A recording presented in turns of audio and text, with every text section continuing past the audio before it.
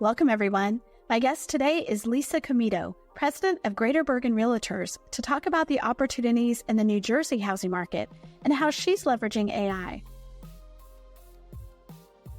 Lisa, welcome to the podcast. Wow, thank you so much for having me, Sarah. I appreciate it. This has been so fun. So here we are at the Greater Bergen Realtors event today. We're in New Jersey, and it's already been a great event. And I love getting to talk to you guys who are on the ground about what's happening in your local market, because we talk about the national numbers a lot, but the local numbers are what's going to affect your people. Yes, absolutely. And I think Logan he hit on all the pain points that we're having right now. Absolutely. Let's talk about some of the challenges of this particular market in your area. So if you're going to identify the top two, what are those top two challenges for your members? Oh, I think the one that's nationwide is the biggest challenge, and that's just the lack of inventory. People that are just still sitting on the fence or just have decided to stay in their homes longer. Those are the people that would have been moving down to Florida, the Carolinas, and are second thinking their choices and staying in place. Boy, that's such a good point. So tell me a little bit about the Bergen area market specifically, like who lives here? So you have a mix of people that live here. We are right outside of Manhattan, which makes it such a great place for people to just easily commute into the city. They get the best of both worlds, I say, for good prices, good taxes, and just great things for whether you're single or a family. There is just something for everyone here in New Jersey. I love that. Okay, so I cut you off a little bit. I asked for two challenges. You brought up inventory. What was the second one? So the second one, I would say the lack of inventory, and I would say now the new commission structure and how buyers are having to pay real estate commission. That definitely plays a factor now, and it's on everyone's mind that the buyer, especially a first-time home buyer, has to come up with this additional money that they didn't have to before. It's a great point. So let's talk a little bit about how Greater Bergen, how you guys have approached this whole thing, right? Starting from a year ago when we get the verdict down and then we get the settlement that happened later on in the year in 2024. What's been your approach to how you're going to help your members do this? Okay. I think first is to take a look at the state approach, which is very different from many other states. There's the NAR proposed settlements, and then so states that are just waiting and they have already in their rules and adapted rules to follow the actual settlement, so to say, but there's no defined guideline to that settlement. It's a law, over 40 pages long that people are trying to abide by. However, in New Jersey, our New Jersey Association of Realtors pushed for a new legislation, which is called the Real Estate Consumer Protection Enhancement Act. And that was really pushed through legislation quite quickly to be ahead of this and to have a real guideline as to what agents should be doing. So we now have that act in place as of August 1st of this year. So that's a really different approach than we've seen some other states take, right? Instead of saying, okay, we're just going to take the NAR guidelines and everyone's going to interpret it how they will. You're like, no, we're putting something in place that actually might outlast the guidelines from NAR, right? Yes. So according to the settlement, I believe it's about 6 or 7 years that the settlement lasts, the ruling that you have to follow. So it's pretty much a free game after that. No one knows what's going to happen after that once that expires. But with legislation, it's in the books. It is now law in New Jersey. So we have a clear guideline to follow. What was, from Greater Bergen's perspective, what were some of the things that you hoped were in that law? You talked about, yes, this is what we want to see. I think there were things such as the property condition disclosure, which was a mandatory form in some states, is now in our law mandatory, which makes a seller be required to disclose anything they know about a property. So it's being a little bit more proactive. I think it helps both on the sell side and the buy side. It helps take away from litigation because there are no more secrets. Everything is more transparent. And I think that's the goal of the law, is to just have everything be transparent. I think it's really interesting when we were talking as we were getting to know each other for this podcast. You are an attorney. So here you are, you're the president of this Association of Realtors at this time, yeah, right, in 2024. And who knew, like, that background as an attorney has got to be something that's very helpful. Yeah, so interesting. I was a litigation attorney for about 10 years and did get into real estate. And I say, as we discussed, I created a niche of my own being with the company that I am, and did say, oh, I would love to help the board and be on the board of directors and become president. Never did I imagine what was in store for me this year. And it's interesting that I've really become more in tune again with the attorney. The attorney never leaves you. I'm an actively licensed attorney in both New Jersey and New York, but so many things that you learn in law school have really helped shape what's happening today and how I can help people, because many people don't realize it. They think you go to law school and you learn the law. You don't. You go to law school and you learn how to find the law, how to analyze the law, and how to argue the law. And that has really been beneficial this year. What do you think, looking at this law that New Jersey has now, what is the benefit for your members? I think clarity, a little more clarity. I think realtors are still confused of how to apply and go about their daily business using the new laws. But I think once we get more comfortable with it, that it creates clarity and, again, transparency amongst the realtors and the public. And I just think it's a better thing for our real estate industry as a whole. I love that. What kind of opportunities? We've talked about some of the challenges. Let's talk about the opportunities for realtors in Greater Bergen. What are some of the things right now that you think this is going to be great looking into 2025? That's a tough question to answer. There's always opportunities. And I think the realtors that embrace and that take the time to get educated, to learn and to continue to learn and research and practice, I think that's the big opportunity. They can shine, whether they've been in this business for 1 year or for 20 or 30 years. It's almost leveled the playing ground right now, where anyone can rise to the top and shine. They just have to put the effort into it. I'm with Jason Bressler, CTO at United Wholesale Mortgage. Jason, how can professionals in the mortgage industry prepare for the increasing role of AI? They've got to start using it now. You've got to start adopting the new technology, because as more and more technology comes out, the further and further behind you're going to fall in that learning curve to understanding the true capabilities of what something like artificial intelligence can really mean to you as a loan officer. Sounds amazing. And listeners, you can find out more at uwm.com. How long have you been in real estate? So I am in real estate now almost 20 years. I started in New York and made my way over to New Jersey. And truth be told, I'm still, as I told you, I live on the border in New York. But I always say I've had the best of both worlds. And now when you're asking me about New York, I'm like, I don't know, I'm New Jersey. So my brain is in New Jersey, right? Even if your residence is in New York. In that time, you've seen cycles, right? Think about the different cycles we've seen, lived through the 2008 and the meltdown and things like that. How does our current market compare to some of those challenges? So interesting. 2008 was when I really dived in to the market. I had gotten my license already. And at 2008, I saw that there were all these realtors leaving the business. And at that point, I had my first son at home and was really pregnant with my second son when I just went all into real estate and said, let's do this. There's opportunity. When I see change, I think people are always hesitant to change. And that's the point that I say, okay, go in, embrace it, adapt it, and just go full force and you can rise. And I was successful as a salesperson. It wasn't my forte. I'm much better as a teacher and a mentor, which is what I really love, near and dear. Even as an attorney, as a trial attorney, I would teach the young attorneys how to do depositions, how to do open arguments. So it's just my nature. That's part of me.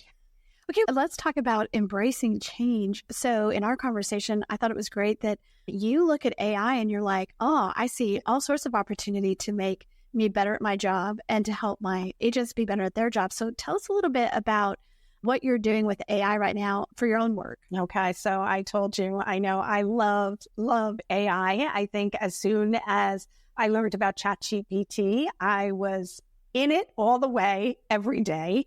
I have some great people that I follow, like Marky Lemons, who for realtors, she's the person I say to follow. But really, you have to, again, embrace it and not just use it for your essentials. So the first thing I used it for, I think every realtor has used it for, is, oh my gosh, let me write a new description for my listing. And it's great to do that. But then you have to look at it as the bigger picture.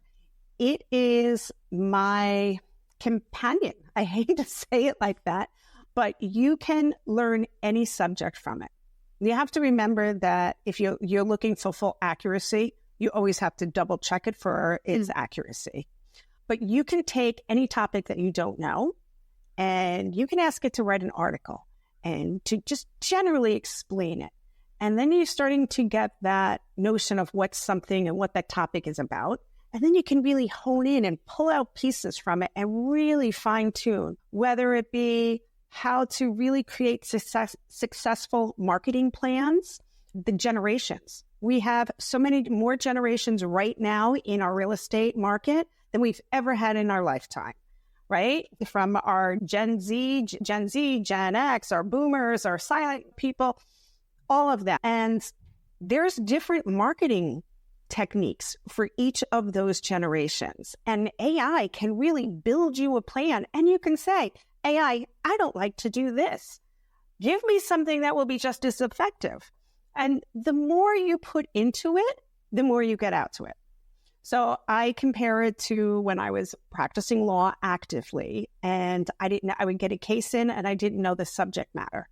Now you have millions of books out there, and even on digital, you're sifting through so much information. So where do you start?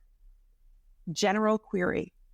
You get the general query, the broad picture, then you break it down. Same thing with marketing. I think we just have to learn how to use these things smarter and not to use them as replacement for what we do. And that's really the key to it. I think you hit on something there with the query, because I think that's what people, if they're not getting good results, that's where the breakdown is. Just like we've all become very used to, like, how do I get the right answer out of Google? And we know what that combination of words or what it's going to really come up with. I think it's the same thing of just a trial and error with ChatGPT. And if you don't get it right the first time, just keep going. Because the more you do it, that's where I think the real value lies. Absolutely. It's practice. And there's no wrong answer. You can practice this. It's you and a computer. And now the app came out with where you can talk to it. So it gets really scary if you watch me talking to my phone back and forth. Because it's answering, yes. Okay. Do you feel like there's an appetite for this among real estate agents, or do you think there's still like an old school, I've never done it that way, or maybe they tried a year ago and it didn't come back great, and so they go like, oh, I don't want to do that anymore? Oh, so, with real estate agents, I still see that a lot of people take the easy way out. They're simply taking their real estate description or plugging in some I have a 3-bedroom, 2-bathroom colonial in such and such town with a backyard. Here, write me a listing. And that's all they're using it for. And to me, that's a shame, because there is so much more when you take that listing that you can say, okay, now we've created this amazing description that's geared towards, oh, wait, who is that geared towards? Let me go back. Now, who's buying the $800,000 home in Bergen County in, say, Closter? And who is my biggest buyer? What is my target? What is their age? What is their price? Now let me go back to my description and say, okay, can we tailor that description now? Because we really think that the buyer is going to be this category, this type of person, because that's who typically buys here. And we can now tailor our listing description to really reach those people.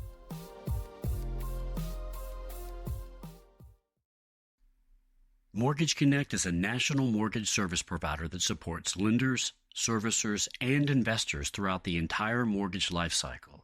They offer a robust portfolio of services and digital solutions within origination, servicing, and risk solutions, all of which can be tailored to meet the needs of each client.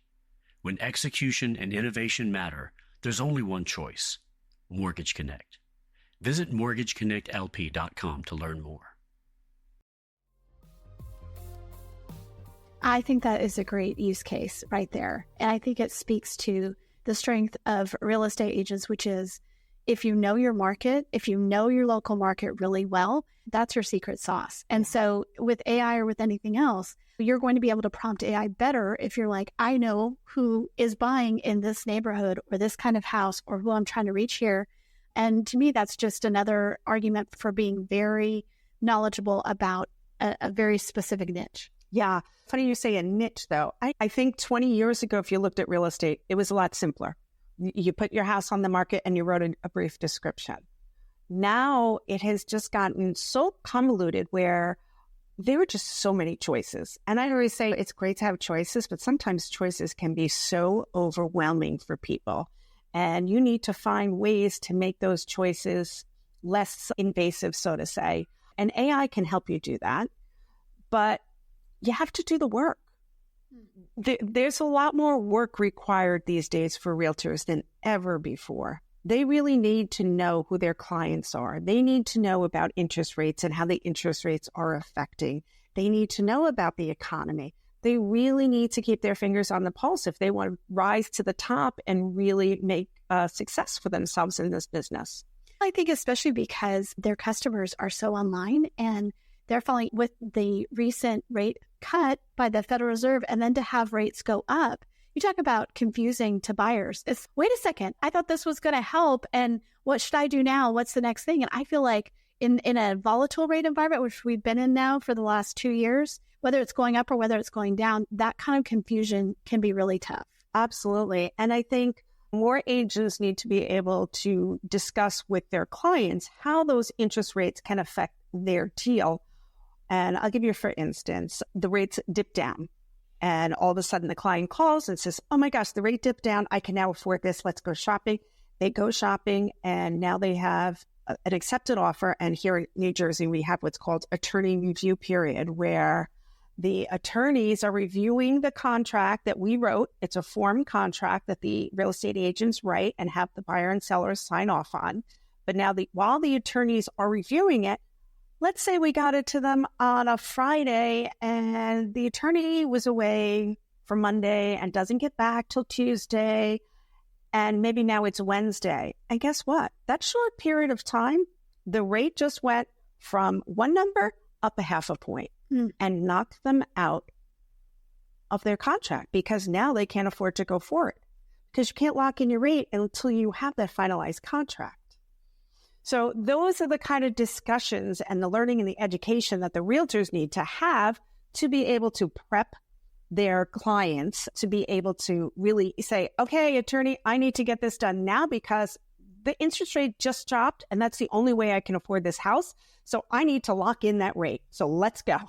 And that's a great example of the fact that that's beyond your control and their control in the sense of you didn't come up with that. That's not your process. That's not something that you can automate through new tech that you're adopting. That's the regs and you've got to live with it. Yeah, absolutely. But they can help control and set the expectation of what's going to happen. So everyone needs to be on alert. If we know that it's because of a price drop, this person is able to afford the home, they better be pushing everyone to get into contract very quickly so they can lock that rate in. Otherwise, again, they may have spent their time, energy, effort, and everything just falls through.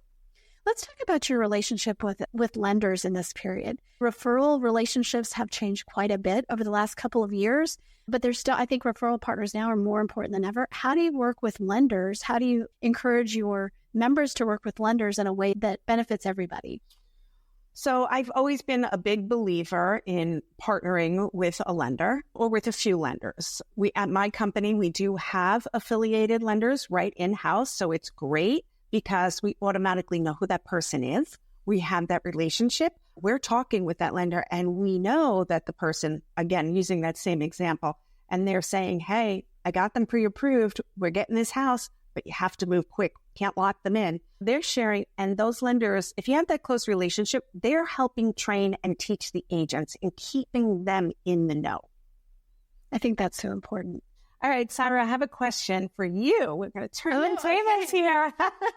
So we just finished up our annual event today, and you've learned a little bit about Greater Bergen Association of Realtors. does that compare to some of the other associations that you have gone to around the country? I love this question because it's one of the reasons that we do these local events and see what you guys are doing that's distinctive. So I think one of the things that stands out to me is the fact that as a state, you guys were very proactive and got it through very quickly. A law that is going to give clarity and really help people, no matter what happens with the NAR settlement, if that changes for some reason, if you have more settlements, if that goes away in 6 years, like you've defined what it is that looks like in New Jersey. And to me, that is a total win. And I think that I know that happened because organizations like yours were like, this is what we need to do. So I think that's the first thing that stands out to me in this whole period. What we've seen, whether it's at the association level or the brokerage level or an individual level, is people who are proactive are the ones who are going to win in this market. If you're just sitting back or you need a new form, no one really knows what that is, everybody's doing their own, to me, that puts those agents at a huge disadvantage and potentially liable for not following the rules. So to me, that's one thing that really stands out. I think another thing is just the very specific things about your market. I got to talk to some of your members and leadership last night and just hearing all the different kinds of realtors that are being represented. Like they do different things, right? So this person really focuses on luxury. This person is fix and flip. This person, there's just so much different going on. And I feel like an association that can meet those different challenges, that's where you know that's a winning combination. Yeah, it's funny that you picked up on that. I always say we are like a melting pot. There is no one size fits all in our association. You have from those people that really focus on rentals, the people that focus on senior living, the luxury market, the new construction. It just varies from one thing to another. So yeah, I'm glad you picked up on that. I did. And Lisa, thanks so much for sitting down with me. I love hearing about what's happening in your specific local market. We will be keeping up with each other and with your members to know what's happening. But thanks for being on the podcast. Thanks for having me, Sarah. Thank you very much.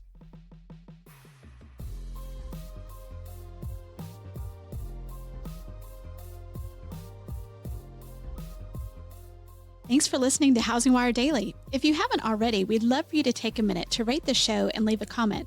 And make sure to tune in tomorrow for more news and insight.